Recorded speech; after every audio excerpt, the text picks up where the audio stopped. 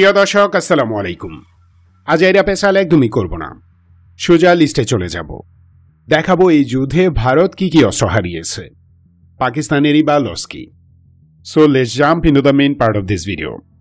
But before that, please subscribe Staten Forces channel to support us.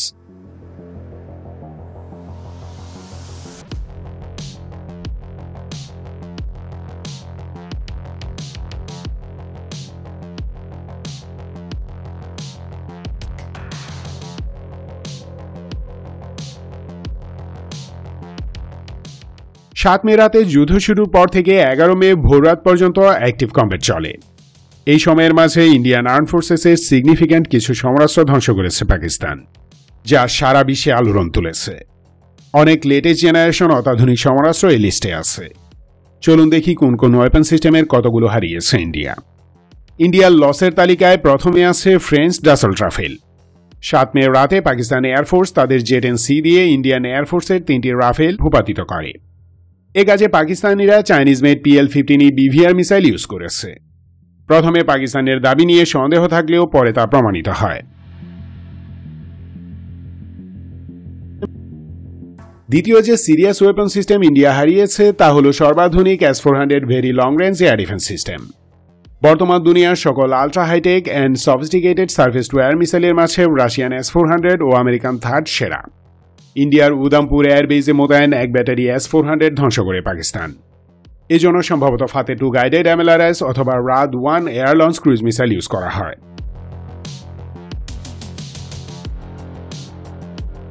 Third যে weapon system ইন্ডিয়ার লসের তালিকায় আছে তা হল Indo Russian joint production BrahMos supersonic cruise missile. যদিও ইন্ডিয়ানরা বাড়িয়ে বলে, তথাপি ব্রাহ্মস একটি ইফেক্টিভ ওয়েপন সিস্টেম। ফাতে-1 গাইডেড রকেট এবং কামিকাজি ড্রোন দিয়ে ইন্ডিয়ান বিয়াস ও নাগরোটা ফ্যাসিলিটিজে বারবার হিট করে পাকিস্তান। এই বেস দুটিতে ব্রাহ্মস মিসাইল মোতায়েন করা ছিল, পাশাপাশি মিসাইলের স্টোরেজও ছিল এখানে। সব ধ্বংস হয়ে যায়।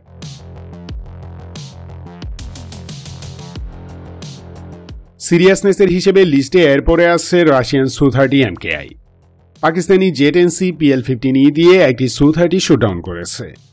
এই ফাইটার জেট ইন্ডিয়ান এয়ারফোর্সের ব্যাকবোন বা মেরুদণ্ড। 250+ Su-30 সার্ভিসে আছে। আরও 12টি জেট অর্ডার করেছে ইন্ডিয়া।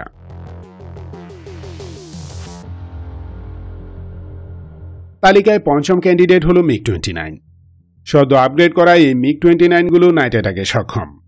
তারই একটি 7 মে রাতে পাকিস্তান এয়ারফোর্স ভূপাতিত করেছে।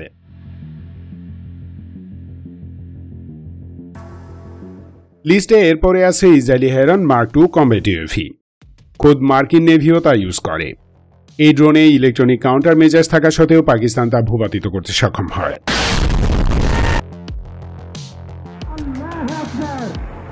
ধ্বংসের তালিকায় থাকা ইন্ডিয়ান ড্রোনের বেশ ভ্যারাইটি আছে। এই সংঘাতে ইন্ডিয়ান আর্ম ফোর্সেস ইসরায়েল এবং ডোমেস্টিক সার্ভেলেন্স ও কামিকাজি ড্রোন ইউজ করেছে। ইসরায়েলি হ্যারপ কামিকাজি ড্রোন বা লয়টারিং মিনিশন এবং সার্চার তার অন্যতম। 77টি হ্যারপ ধ্বংস এবং ভূপাতিত করেছে পাকিস্তান। এজন্য তারা অ্যান্টি এয়ারক্রাফট গান এবং ইলেকট্রনিক ওয়ারফেয়ার সিস্টেম মোতায়েন করেছিল। এছাড়াও ইন্ডিয়ান মেড নিশান, রুস্তম, এন্ডিউর সেভাল, IFT সুইচ ইত্যাদি ড্রোনও ধ্বংস করা হয়।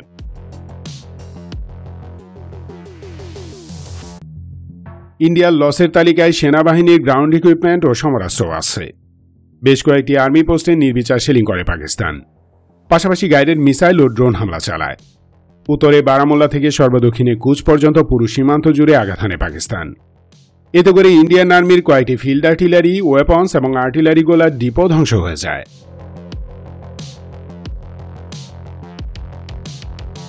পাকিস্তান ইন্ডিয়ান এয়ারফোর্সেস শ্রীনগর, উদামপুর, পাঠানকোট, অমৃতসর, বাথিন্ডা, সিরসা, সুরাটগড়, বিকানের, জয়সালমীর এবং ভুজ এয়ারবেজে স্ট্রাইক করে।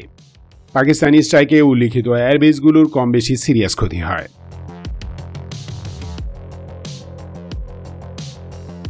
কাশ্মীরে স্থাপিত ইন্ডিয়ান আর্মির অন্যতম প্রধান সাপ্লাই সেন্টার হল উরি ফিল্ড সাপ্লাই ডিপো। এখান থেকেই 40% রসদ সাপ্লাই যায় সীমান্তে মোতায়েন সেনাদের কাছে। পাকিস্তান সেটি গুড়িয়ে দিয়েছে।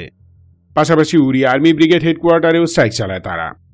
এছাড়াও ধ্বংসের তালিকায় আছে রাজৌরি ইন্টেলিজেন্স হেডকোয়ার্টার, পুঞ্চ ও Baramulla camp, Akhnoor brigade headquarter, Chandigarh weapons depot এবং ইন্ডিয়ান আর্মির একটি লজিস্টিক্স হেডকোয়ার্টার। এসব হামলায় ইন্ডিয়া আনুমানিক 130 থেকে 150 জন বায়ুসেনা হারায়। 5টি ফাইটার জেট এবং একটি হেরন মার্ক II হারিয়ে ইন্ডিয়ার লস $965.5 মিলিয়ন। এক ব্যাটারি S-400 এর প্রাইস $1.5 বিলিয়ন। একটি হ্যারোপের খরচ $8 লাখ। সে হিসেবে লস প্রায় $62 মিলিয়ন। অন্যান্য ড্রোনের ব্যয় আনুমানিক $10 থেকে $14 মিলিয়ন। দুটি ব্রহ্মস ডিপোতে সব মিলিয়ে না হলেও 12টি মিসাইল ছিল। 3.5 মিলিয়ন করে ধরলেও $42 মিলিয়ন। সামরিক স্থাপনা এবং অন্যান্য ধ্বংসপ্রাপ্ত অস্ত্রের আনুমানিক লস $25 থেকে $30 মিলিয়ন। অর্থাৎ কম করে হলেও ইন্ডিয়ার লস $2.5 থেকে $3 বিলিয়ন। তবে অ্যাকচুয়াল ক্ষতির পরিমাণ $4 বিলিয়ন ছাড়াতে পারে। কিন্তু সাইকোলজিক্যাল ক্ষতি কয়েক ট্রিলিয়ন ডলার। আজাইরা হ্যারম দেখাতে গিয়ে খাড়ার উপর মারা খেয়েছে তারা। ইন্ডিয়া সেটি স্বীকার করুক বা না করুক, সারা দুনিয়া এখন তা জানে।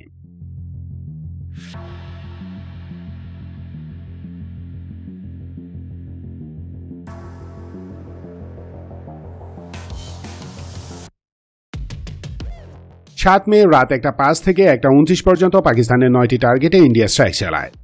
এতে ক্ষয়ক্ষতি হয় শুধু বেসামরিক মানুষের। এরপরের স্ট্রাইকে পাকিস্তানের এয়ারবেস এবং সীমান্তবর্তী সেনা ক্যাম্প টার্গেট করা হয়। ইন্ডিয়ান ড্রোন, হ্যামার স্মার্ট বোমা, স্ক্যাল্প এবং ব্রাহ্মস ক্রুইজ মিসাইল অ্যাটাকে পাকিস্তানের নূর খান, ভোলারি, রাফিকি, মুরিদ, চাকলালা, রাহিমিয়ার খান ও জ্যাকবাবাদ এয়ারবেসের মারাত্মক ক্ষতি হয়। কয়েকটি রানওয়েতে বিশাল গর্ত হয়েছে। ইন্ডিয়ান হ্যারো ড্রোন পাকিস্তান আর্মির একটি রেডিও কমিউনিকেশন সিস্টেম ধ্বংস করেছে। অ্যাসপাইড এয়ার ডিফেন্স সিস্টেমের একটি থমসন CSF রেডারও ধ্বংস হয়েছে ইন্ডিয়ান স্ট্রাইকে, যার আনুমানিক দাম $2.5 থেকে $3 মিলিয়ন। এর বাইরে তেমন কোনো সিরিয়াস পাকিস্তানি সমরাস্ত্র ইন্ডিয়া ধ্বংস করতে পারেনি।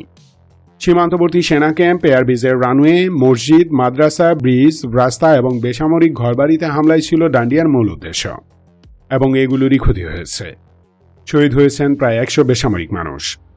এয়ারক্রাফট, অ্যাওয়াক্স প্লেন, এয়ার ডিফেন্স সিস্টেম ইত্যাদি ধ্বংসের যে দাবি ইন্ডিয়া করেছে তার পক্ষে কোনো প্রমাণ এখনো পায়নি। পেলে সেগুলো লিস্টে অন্তর্ভুক্ত করব। যাই হোক, সামরিক ও বেসামরিক স্থাপনা মিলিয়ে পাকিস্তানের সম্পদের ক্ষতি হয়েছে $500 মিলিয়ন থেকে সর্বোচ্চ $1 বিলিয়ন। কিন্তু যুদ্ধটা পাকিস্তান জিতেছে, এটাই সবচেয়ে বড় কথা।